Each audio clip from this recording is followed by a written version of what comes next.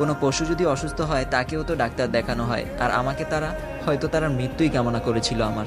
আমি মেঘলাকে কোনো মতে বললাম, অনেক ক্ষুধা পেয়েছে, একটু খেতে দিবি? আমার ক্ষুধার কথা শুনে মেঘলা বলল, দেখি ঝুটা কিছু আছে কিনা। মেঘলার কথাটা শুনে বুকের ভিতরটা মুচড়ে উঠল। আমি আজ এত অবহেলিত, সব ওই নুসরাতের জন্য। একটু পর মেঘলা একটা প্লেটে কিছু ভাত, সাথে আলু ভর্তা আর ডাল দিয়ে গেল। ক্ষুধার তাড়নায় দেখার সময় ছিল না কেমন ছিল খাবারগুলো, তবে খাবারগুলো কেমন টকটক লাগছিল। এইভাবেই চলছে আমার দিন। একদিন রাতে খাবার খাইতে বসছি, এমন সময় আব্বু এলো রুমে।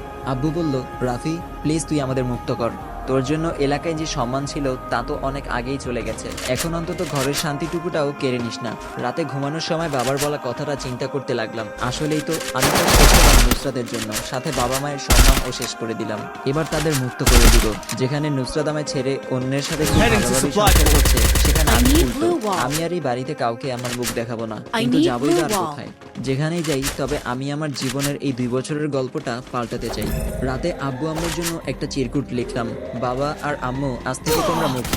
তোমাদের অবাধ্য সন্তান নামের কুলাঙ্গারকে আর দেখতে হবে না। জানি না আজ থেকে আমার কোথায় স্থান হবে, তবে মৃত্যুর পরে আমাদের সামনে আসবে না, এই প্রমিস করছি। জন্মের পর থেকে কতই না জ্বালিয়েছি তোমাদের, তবে আম্মু তোমার দুধের ঋণ ছাড়া বাকি সব দিন শোধ করে দিব তুমি বেঁচে থাকো। একটা চিরকুট লিখে আসলাম। আসলে তুই না থাকলে আমি জানতেও পারতাম না আমি কতটা নিচু স্থানে বাস করতাম এই বাড়িতে। আর হ্যাঁ, আজ থেকে এই নেশাখোরটাকে আর দেখতে হবে না তোকে। আর আব্বু বাড়ি থেকে বেরিয়ে আসলাম, কিন্তু যাবোটা কোথায় এখন? যাওয়ার মতো বন্ধু বান্ধব বা আত্মীয় স্বজনও তো নেই।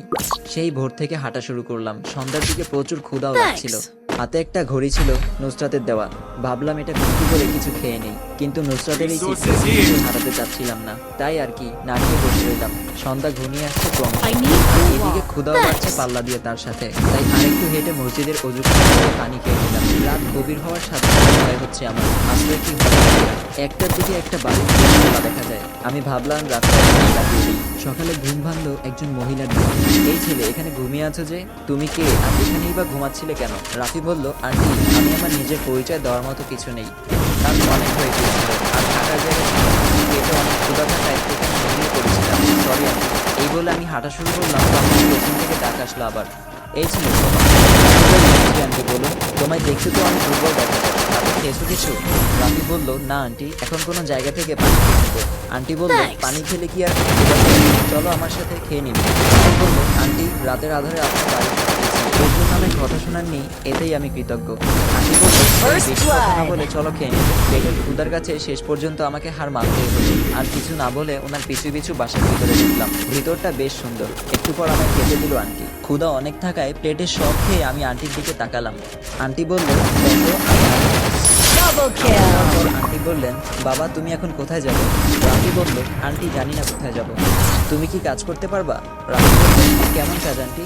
এই ধরো আমাদের বাসায় অনেক কাজই থাকে, তুমি কি করতে পারবা? রাফি বলল, হ্যাঁ আন্টি পারবো, আপনি শুধু আমায় খেতে আর থাকতে দিলেই হবে। আন্টি বলল, পাগল ছেলে, কাজ করলে খাওয়া আর থাকা ছাড়াও বেতন দিব। রাফি বলল, ঠিক আছে আন্টি, আমি আপনাদের সব কাজ নিজের পরিবার মনে করে করব। মনে করার কি আছে, আজ এখানে ঠাই না হলে আমার যে না খেয়ে মরতে হতো। আচ্ছা আন্টি, আপনি কি একাই থাকেন এই বাড়িতে?